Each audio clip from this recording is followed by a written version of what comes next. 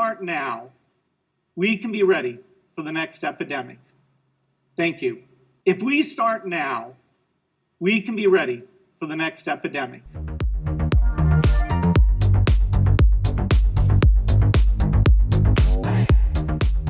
This risk of global catastrophe doesn't look like this.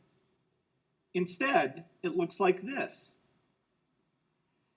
If anything kills over 10 million people in the next few decades, it's most likely to be a highly infectious virus rather than a war. Not missiles, but microbes. Now, part of the reason for this is that we've invested, but microbes.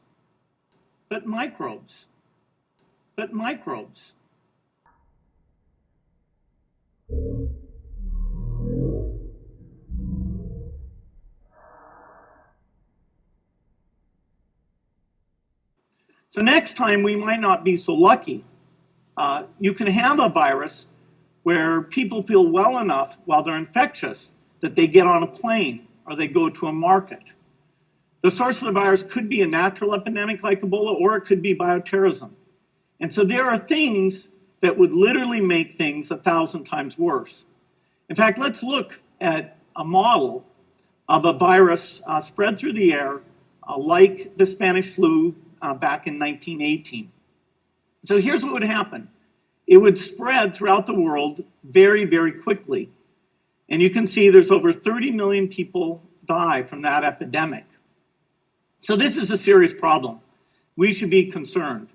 But in fact, we can build a really good response system. We have the benefits of all the science and technology that we talk about here. We've got cell phones to get information from the public and get information out to them. We have satellite maps where we can see where people are and where they're moving. We have advances in biology that should dramatically change the turnaround time to look at a pathogen and be able to make drugs and vaccines that fit for that pathogen. Time to look at a pathogen and be able to make drugs and vaccines that fit for that pathogen. Time to look at a pathogen and be able to make drugs and vaccines that fit for that pathogen.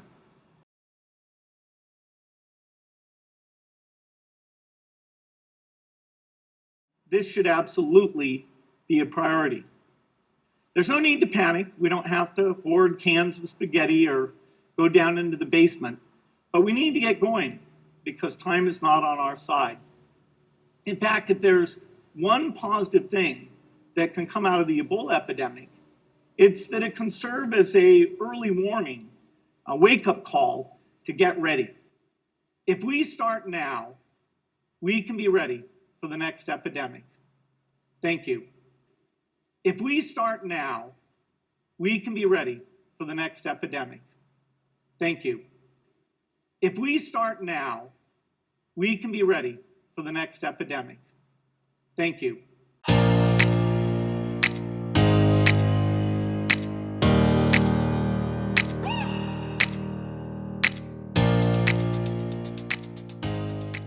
Well, 5 years ago, I said that the pandemic is this unaddressed, very, very scary thing. And that, if we did the right things, we could be more prepared. Science is on our side. The fact we can be ready for the next epidemic, it's very clear how to do that. The fact we can be ready for the next epidemic, it's very clear how to do that. For the next epidemic, it's very clear how to do that.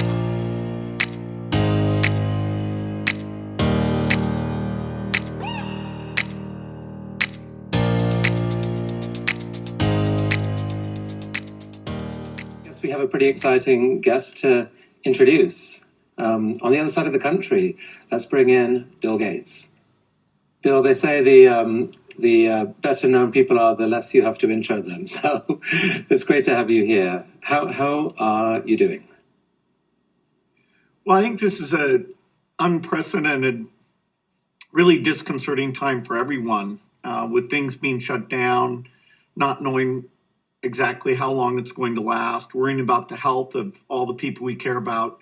I'm lucky that I get to connect up with video conferencing using Teams a lot. So the foundation is stepping up, and there's a lot of great people trying to help with this crisis. But it's scary for everyone. Are you basically stuck at home like many of us watching?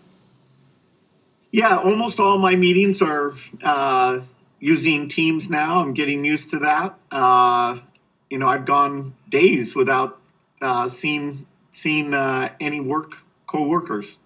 Let's start here, Bill. 5 years ago, you stood on the TED stage, and you gave this chilling warning that the world was in danger at some point of a major pandemic. People watching that talk now, the hair stands up in the back of their neck. It is exactly what we're living through. What happened? Did people listen to that warning at all? Basically, no. I was hopeful that with the Zika and Ebola and SARS and MERS, they all reminded us that particularly in a world where people move around so much, you can get huge devastation. And so the talk was to say, hey, we're not ready for the next pandemic, but in fact, there's advances in science that if we put resources against them, we can be ready. Sadly, very little was done. There were some things. The Coalition for Epidemic Preparedness Innovation, CEPI, was funded by our foundation, Wellcome Trust, and a number of governments to do some of the platform vaccine work. But in the area of diagnostics, antibodies, antivirals, basically doing the disease games that I talked about where we'd simulate what needed to be done, we hardly did anything. And so now here we have a respiratory virus that is sadly fulfilling some of the more negative predictions I made. I mean, last month you said that this might be the big one. You wrote that this could be the sort of once in a century pandemic that people had been fearing. Is that how you think of it still? Well, it's awful to say this, but we could have a respiratory virus whose case fatality rate was even higher if this was something like smallpox. That kills 30% of people. So this is horrific. But, in fact, most people, even who get the COVID disease, are able to survive. So in that, it's quite infectious, way more infectious than MERS or SARS were. It's not as fatal as they were. And yet the disruption we're seeing in order to knock it down is really completely unprecedented. So this is it's going global. It's respiratory. That was the great fear. How many people end up dying? Hopefully, if we do the right things, it won't be a gigantic number. So it's, we should end up not having a 1918 flu situation. We should be able to do a lot better than that.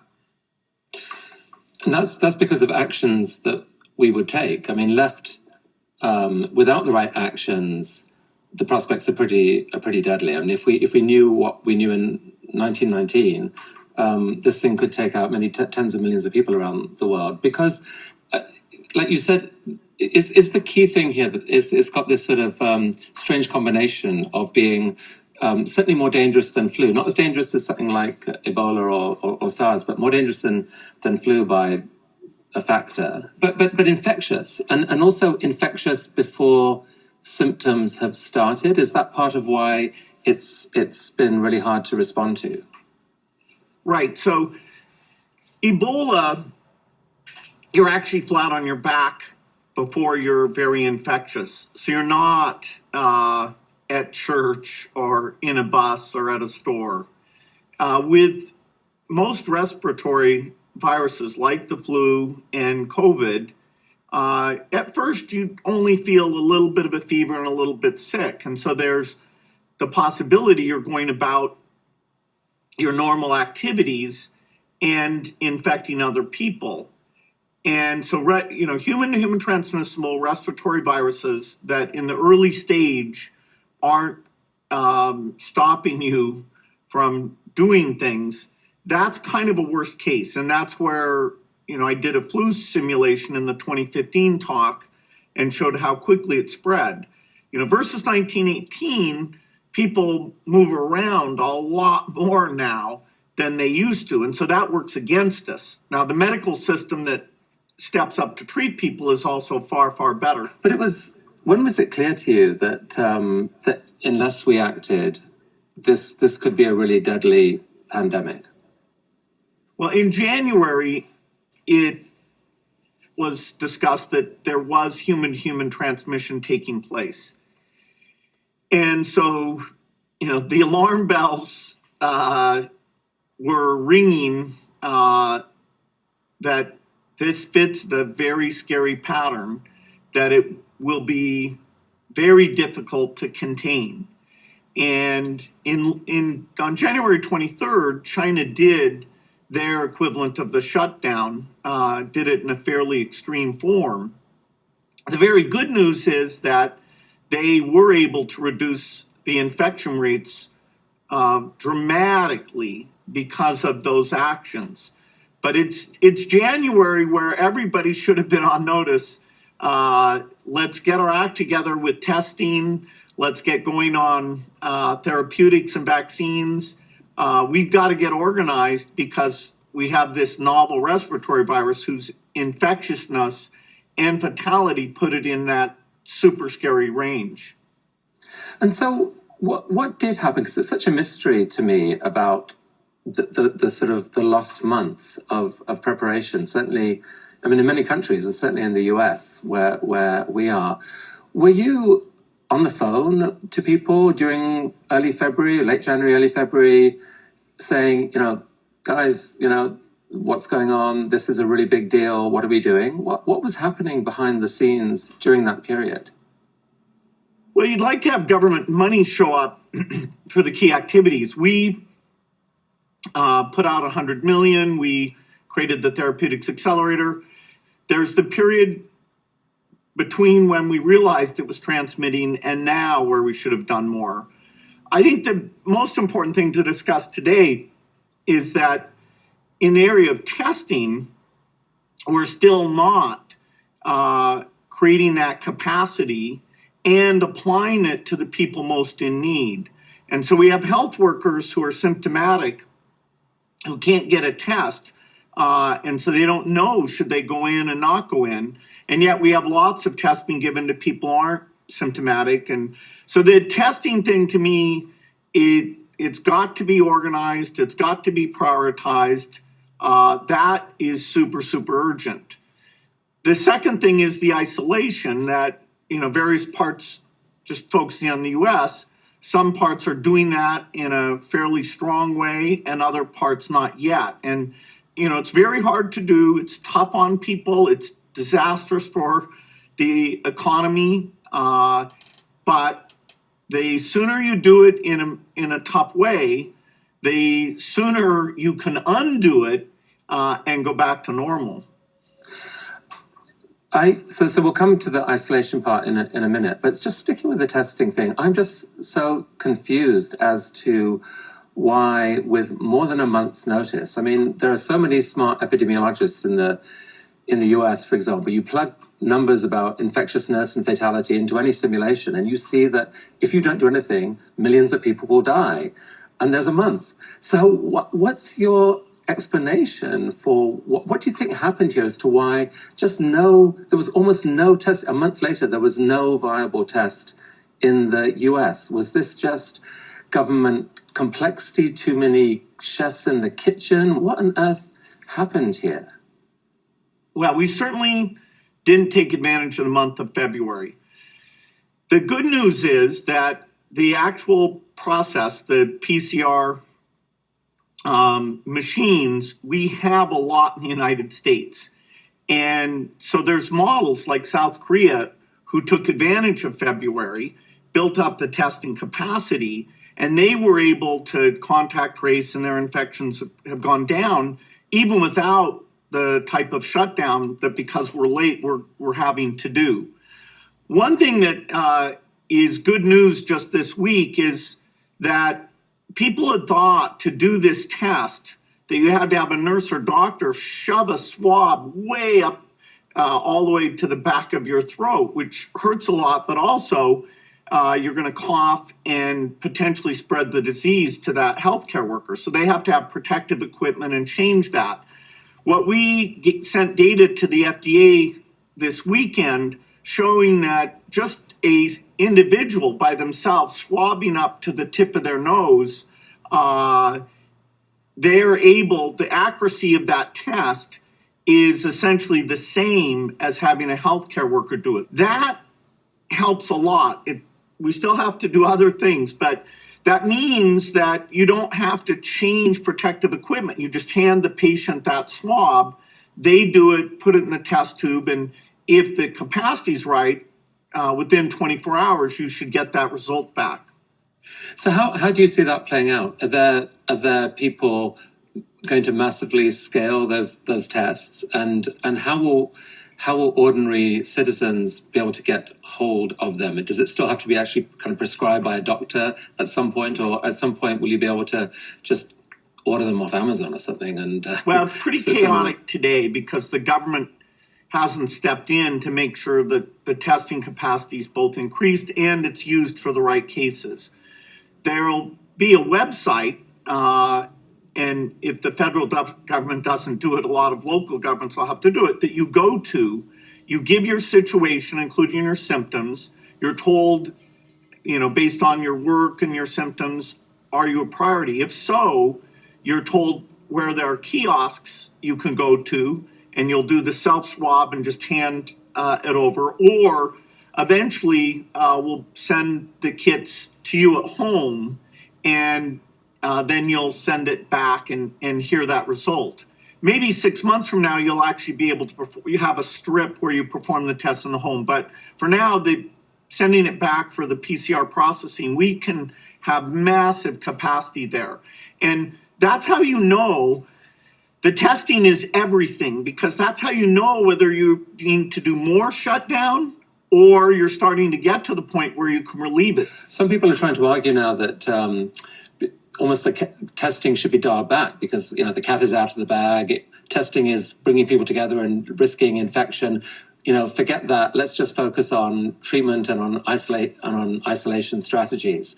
You disagree with that? Testing is still absolutely essential and needs to be scaled dramatically. Well, the two that go together are testing at very high volume and the isolation piece. If you're a medical worker, you want to stay and do your job. If you're making sure the electricity, water, food is still available, you want to do your job. And so testing is what indicates to you, do you need to go into isolation and make sure you're not the source of spread? And so, testing is the key thing. South Korea did that in this massive way that, everybody should learn from. And so that is paired with the isolation piece. Our goal here is to get to the point where a very small percentage of the population is infected. China, only 0.01% of the population was infected. If you don't do these things, you're going to get to the majority of people infected and that huge overload of the medical system. Whitney has some questions from our online audience. Whitney. Some of the questions that we're seeing are about how our tech giants and leaders can play a role in isolating this and containing this virus. The tech companies are very involved in making sure that some work can go on. People can stay in touch. They can help with some of the disease modeling. They can help with the visibility of the numbers. It's actually very impressive. You get up there and you can see those numbers. Actually, they're sad numbers, but everybody's able to monitor this thing. Back in 1918, they didn't have this type of visibility and ability to share best practices. But for a lot of people, the isolation is the key thing. I mean, Bill, one of the riddles about this isolation strategy is how long it has to last, right? Like a lot of people are concerned that the price of victory by isolating everyone is that you crash the economy, and that we have to be basically at home, not doing our regular jobs for 3-6 months, maybe all year. And so much so that there's now this big debate in the US and other countries about this may just be the wrong strategy, that we can't crash the economy that badly. We should only isolate for another couple of weeks and then let people back. And if that means, a lot of other people get sick and we eventually build up herd immunity, that may be the right way to go. What's your thought on this? What is the isolation strategy that eventually leads to us getting back to normal? And it's very tough to say to people, hey, keep going to restaurants, go buy new houses. Ignore that pile of bodies over in the corner. Just, we want you to keep spending because there's some, maybe a politician who thinks GDP growth is what really counts. It's very hard to tell people when there's an epidemic spreading that, threatens particularly their parents or elderly people that they know, that they should go about things knowing that their activity is spreading this disease. I don't know of any rich countries that have chosen to use that approach. It is true if you did that approach over a period of several years, enough people would be infected, you'd have what's called herd immunity. But herd immunity is meaningless until you infect over half the population. And so you'll overload your medical system, so your case fatality rate, instead of being 1%, will be like 3-4%. And so, the idea, it's very irresponsible for somebody to suggest we can have the best of both worlds. What we need is the extreme shutdown so that in 6 to 10 weeks, if things go well, then you can start opening back up. So just putting the math together from what you just said, Bill, to get to herd immunity, you need more than half the people in the country to basically get the bug. So in the case of the US, for example, that would be 150 million people thereabouts. You said that there could be the fatality rate in that scenario. You're talking about 4 to 5 million people in that potential fatalities. I mean, it's that is just a horrifying scenario that no one should be contemplating.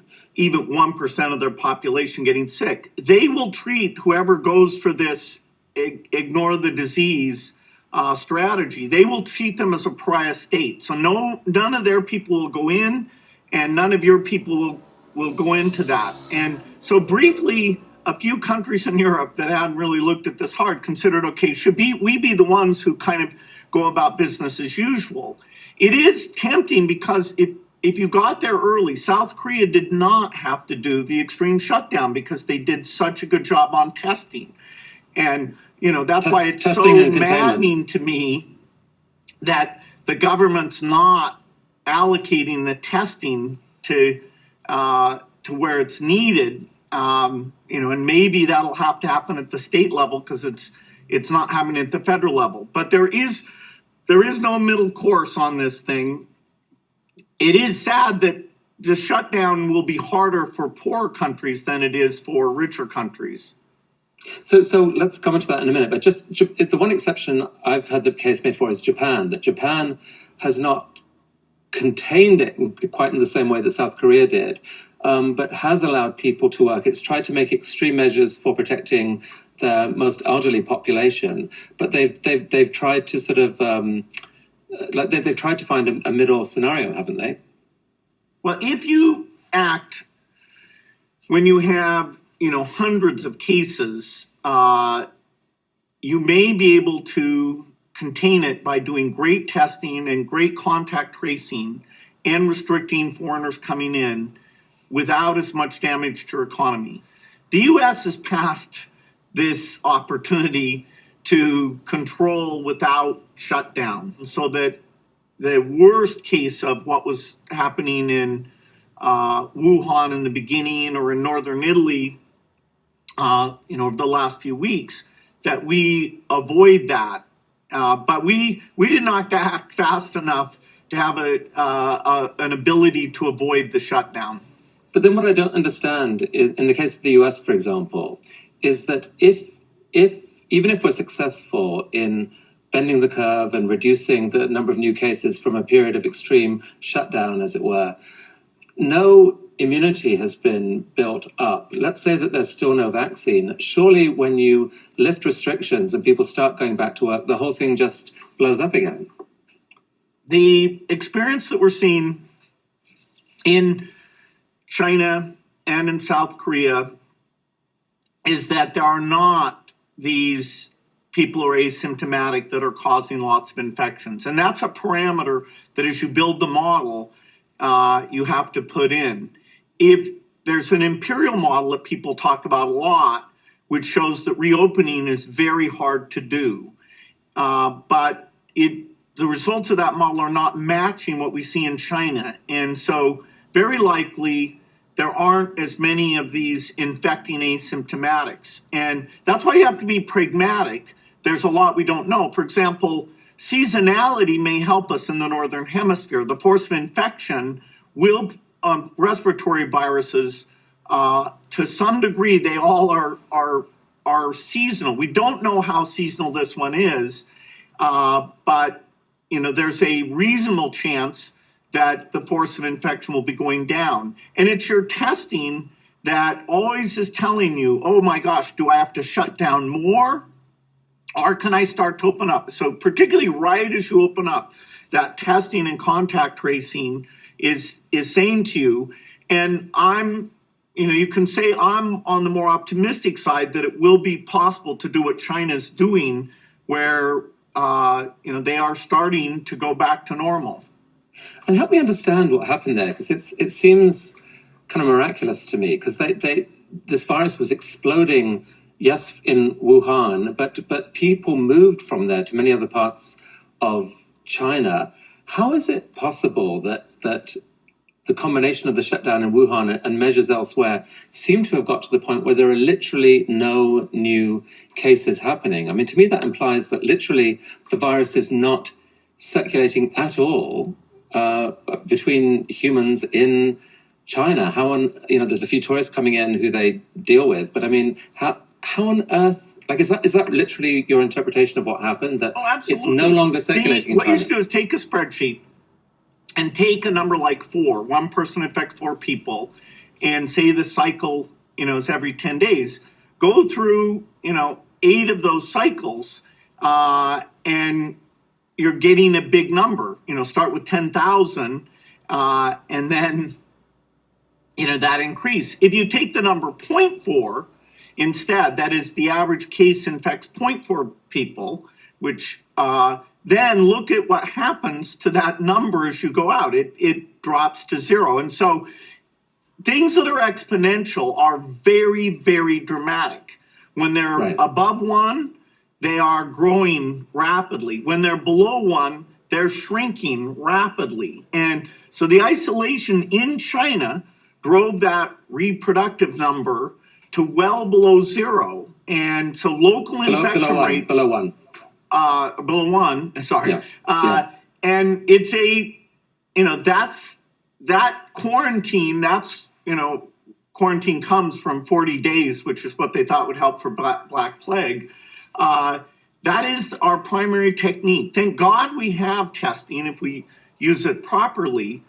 We are, doing therapeutics, which will help with the death rate. But in terms of the keeping infections below 1% of the population, it's really all depends just on the 2 things, isolation and testing. So to quote a question from my Twitter feed this morning for you, Bill, if you were president for a month in the US, what would be the top 2 or 3 things you would do? Well, the clear message that we have no choice to maintain this isolation, and that's going to keep going for a period of time, probably in the Chinese case, it was like 6 weeks. So we have to prepare ourselves for that and do it very well, and then use the testing and every week talk about what's going on with that. If you're doing isolation well, within about 20 days, you'll see those numbers really change. Instead of this, you'll see this.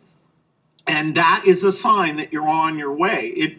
Now you have to stay to get those more generations that are, 0.4 infections per previous infection. You have to maintain it for a number of weeks there. And, so this is not going to be easy. We need a clear message about that. It is really tragic that the economic effects of this are very dramatic. I mean, nothing like this has ever happened to the economy in our lifetimes. But money, bringing the economy back and doing money, that's more of a reversible thing than bringing people back to life. And so we're going to take the pain in the economic dimension, huge pain, in order to minimize the pain in the disease and death dimension. Whitney. We have a lot of other questions coming in. One of the ones that we've been seeing is this question about what tools are available for countries that maybe don't have the luxury of being able to social distance, don't have great health systems in place. How should they be handling this virus? Yeah, I would say that if the rich countries really do their job well, by the summer, they'll be like China is, or some of the other countries that responded early. But in the developing countries, particularly in the Southern Hemisphere, the seasonality is large. As you say, the ability to isolate, when you go out to get your food every day, you have to earn your wage. When you live in a slum where you're very nearby each other, it's very hard to do. As you move down the income ladder, than it is for a country like the United States. And so we should all, accelerate the vaccine, which eventually will come. And, people are being responsible to say that, that's going to take 18 months. And there's a lot of those being pursued. I'm talking a lot with Seth Berkley, who you're going to have later this week, who can talk a lot about the vaccine front, because he's definitely at the center of that, at being the head of Gavi. We do need to get really cheap testing out to these countries, and we need to get therapeutics so you don't need to put 5% of people on respirators, because even if they had the equipment, they don't have the personnel. They just don't have the beds, the capacity. And so the only good news is that the rich countries have this, and so they will be learning about testing therapeutics and funding the vaccines for the entire world to try and minimize the damage in developing countries. Great. I'll be back later with more questions. Bill, you mentioned therapeutics there. What is looking promising? Is anything looking promising? Yeah, so there's quite a range of things going on. There's a few that get mentioned a lot: remdesivir, hydrochloroquine, azithromycin. And the data is still a bit confusing, but there's some positive data on those. Remdesivir is a 5-day IV infusion and actually kind of hard to manufacture. So people are looking at how that can be improved. The hydrochloroquine looks like it works somewhat if you get in early. There are a huge list of compounds, including antibodies, antiviral drugs. And so the Gates Foundation and Wellcome Trust, with support from MasterCard, now others, created this therapeutics accelerator to really triage out. You have hundreds of people showing up and saying, trying this, try that. So we look at lab assays, animal models, and so we understand which things should be prioritized for these very quick human trials that need to be done all over the world. And so the coordination on that is very complex globally. But I think, out of the top 20 or so candidates, probably 3 or 4 of them will work out. at different stages of the disease to reduce the respiratory distress. I heard you mention that one possibility might be treatments from the serum, the blood serum of people who had the disease and recovered. So I guess they're carrying antibodies. Talk a bit about that, about how that could work and what it would take to accelerate that. Yeah, this has always been discussed, is how could you pull that off? So people who are recovered, it appears, have really effective antibodies in their blood. So you could go transfuse them and only take out the white cells, the immune cells. And then the question is, okay, how many patients worth of material could you get? If you have that recovered person come in, say, once a week, do you get enough for 2 people or 5 people? Then logistically, you have to take that and get it to where that need is. And so it's fairly complicated. Compared to a drug that we can make in high volume, the cost of taking it out and putting it back in probably doesn't scale as well. But there is work being done on this. We actually started with Ebola. Unfortunately, it got done before it was needed. So that is being pursued, and it'll work to some degree, but it'll be hard to scale the numbers. So it's almost like when you talk about the need to accelerate testing, the immediate need is for testing for the virus. But is it possible that in a few months' time that there's going to be this growing need to test for these antibodies in people, i.e. to see if someone had the disease and recovered, maybe they didn't even know they had it? Because you could picture this growing worldwide force of heroes, let's call them heroes, who've been through this experience and have a lot to offer the world. Maybe they can offer, like blood donation, serum donation, but also other tasks. Like if you've got overwhelmed healthcare systems, presumably there are kind of community health worker type tasks that people could be trained to do to relieve the pressure there if we knew that they were effectively immune. Yes, until we came up with the self-swab and showed FDA that that's equivalent, we were thinking the people who might be able to man those kiosks would be the recovered patients. Now, we don't want to have a lot of recovered people. To be clear, we're trying through the shutdown in the United States to not get to 1% of the population infected. We're well below that today, but with exponentiation, you could get past that 3 million.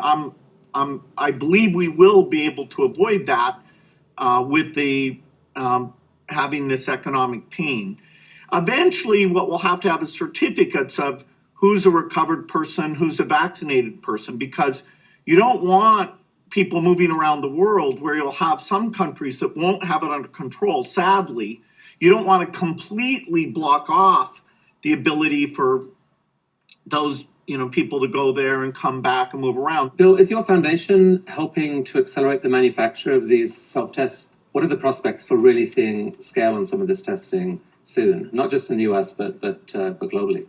Yeah, our foundation, we've been funding a thing called the flu study to really understand how respiratory viruses spread. It's amazing how little was understood about how important schools are, different age groups, different types of interaction. And that gave us an experience. In fact, that flu study actually was the first time coronavirus was found in the community, because the government was still saying you only test people who come from China. But we ran into people who had coronavirus who hadn't been travelers. So, that was like an early warning sign, even though the regulation said you weren't supposed to even look at that. So, the foundation is working with all the private sector people, the diagnostics people on this testing piece. Now that we can do the self-swab, those swabs are very easy to manufacture. The one where you had to jam it into the throat, deep turbinate, that was getting into short supply. So the swab, should not be limiting. Neither should the various chemicals that help run the PCR machine. So we should be able to get to a South Korea type prioritized testing thing within a few weeks.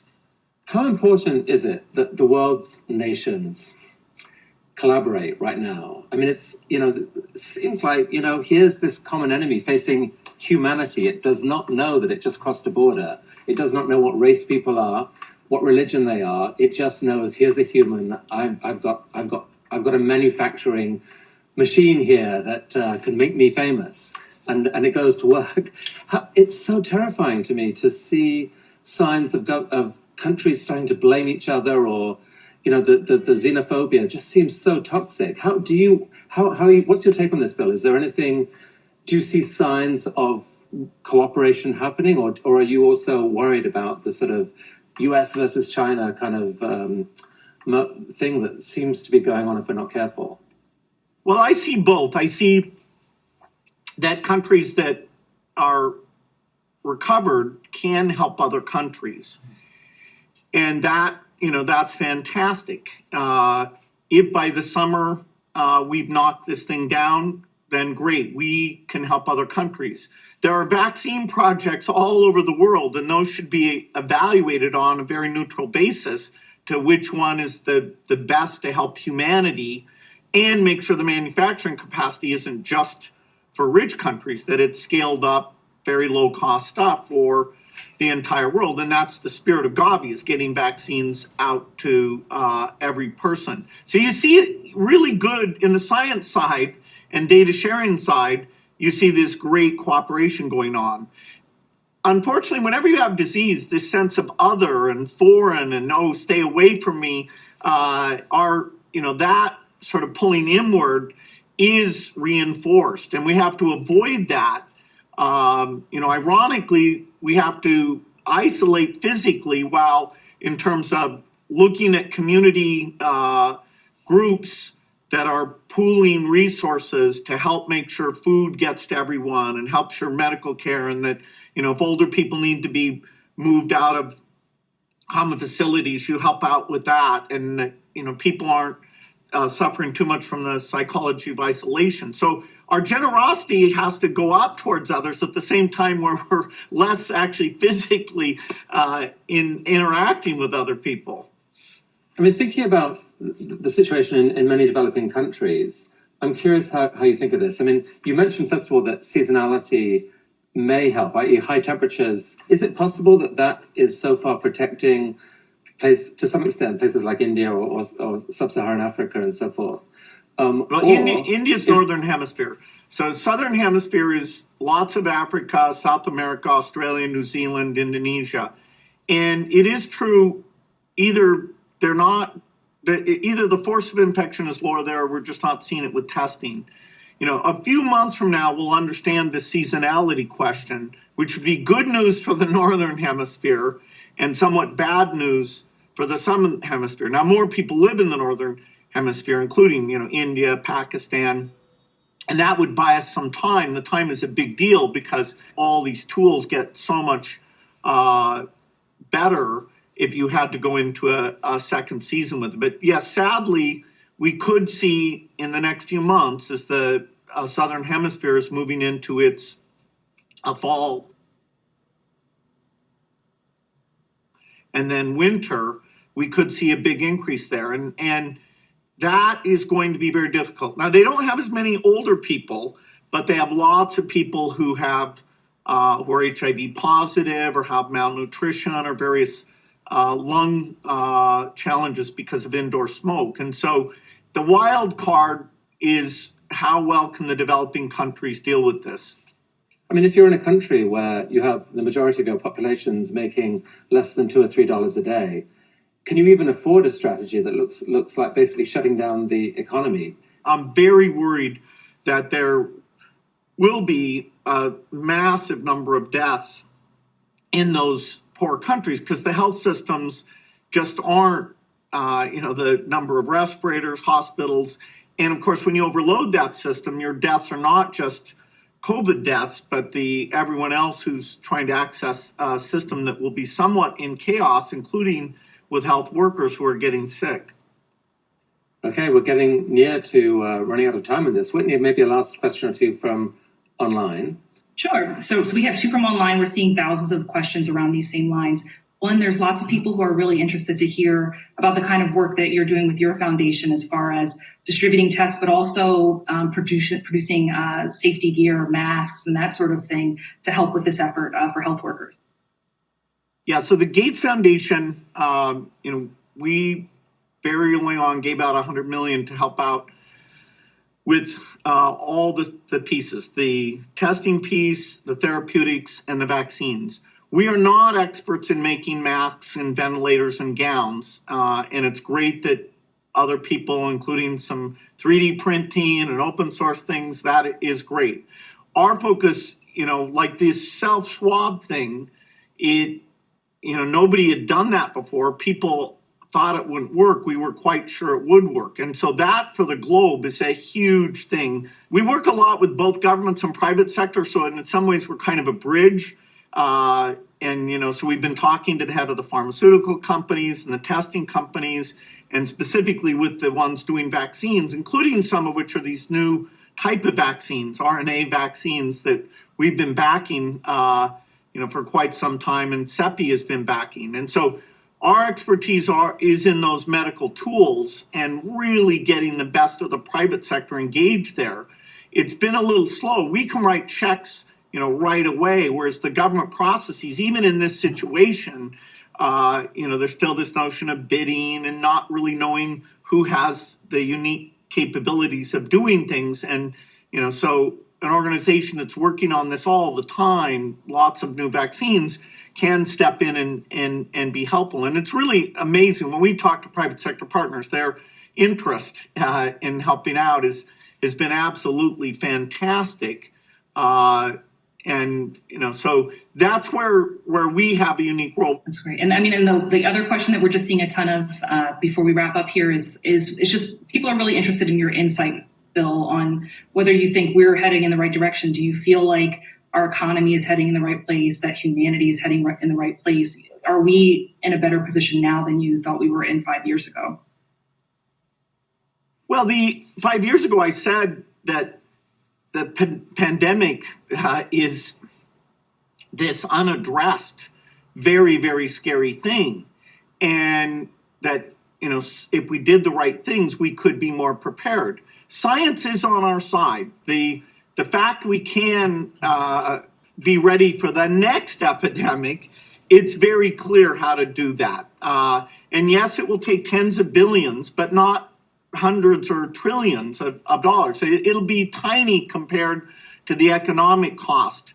I remember when I did that presentation in 2015, I put up a big flu epidemic could cost $4 trillion. And I thought, wow, that's a big number. Do I really think it's that big? And I went and looked at the numbers. I thought, yeah, well, that's big. This epidemic will cost that much to the economy. So in the short run, we are going to have more pain and more difficulty, and people are going to have to step up to help each other. I'm still very much an optimist, whether it's climate change, countries working together, biology taking the diseases, malaria, TB, even advances for what are more ritual diseases like cancer. The amount of innovation, the way we can connect up and work together, yes, I'm super positive about that. I love my work because I see progress on all these diseases all the time. Now we have to, turn and focus on this. Sadly, it may interrupt, and the polio situation might get worse a little bit because of the distraction here. We're using a lot of the great capacity that was built up for those polio activities to try and help the developing countries respond to this very well, and that is appropriate. But, the message for me, although it's very sober when we're dealing with this epidemic,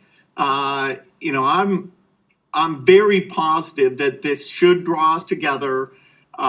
We will get out of this, and then we will get ready for the next epidemic. That's exactly what I was going to ask you, Bill, which is where's your head? Do you think we will get through this? Will the leaders that matter listen to the scientists? Will they? Will we make it through? Do you believe that within a few months' time, we're going to be already looking back and saying, we dodged a pretty bad one there?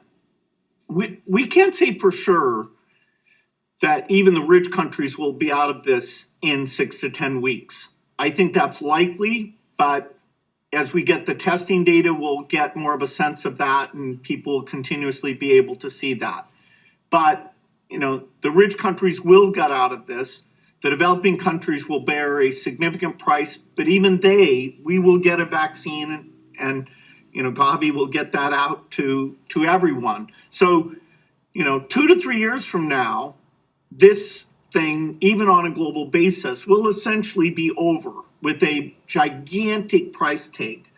But now we're going to know, okay, next time we see a pathogen, we can make billions of tests within 2 or 3 weeks. We can figure out which antiviral drugs work within 2 or 3 weeks and get those scaled up. And we can make a vaccine, if we're really ready, probably in 6 months, using these new platforms, probably the RNA vaccine. So specifically, there are innovations that are there that will get financed, I hope quite generously, coming out of this thing. And so 3 years from now, we'll look back and say, that was awful. There's a lot of heroes, but we've learned the lesson, and the world as a whole, with its great science and desire to help each other, was able to try and minimize what happened there and avoid it happening again. That's certainly the optimistic scenario that I'm craving for myself, that the world kind of realizes, one, that there are certain things that you just have to unite on. Two, that science really matters, and that it's a miracle that science can understand this bug, make a vaccine, sequence it, make therapeutics, understand how to model it. It's kind of miraculous to me. So will we learn now to pay attention to scientists? Because if we do, and I'm sure that you feel this as well, there's an amazing analog, right, with climate. It's just a different time scale. That the scientists are out there saying, there's this huge enemy coming. If we do nothing, it's going to take millions of lives. It's going to wreck our planet.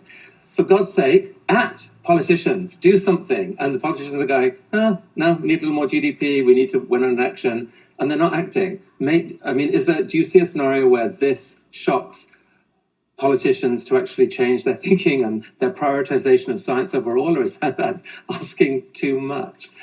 Yeah, it's interesting how much of this distraction will delay the urgent innovation agenda that exists over in climate. I have freed up a lot of time to work on climate. I have to say, for the last few months, that's now shifted. And until we get out of this crisis, COVID will dominate. And so some of the climate stuff, although it'll still go on, it won't get that same focus. As we get past this, yes, that idea of innovation and science and the world working together, that is totally common between these two problems. And so I don't think this has to be a huge setback for climate.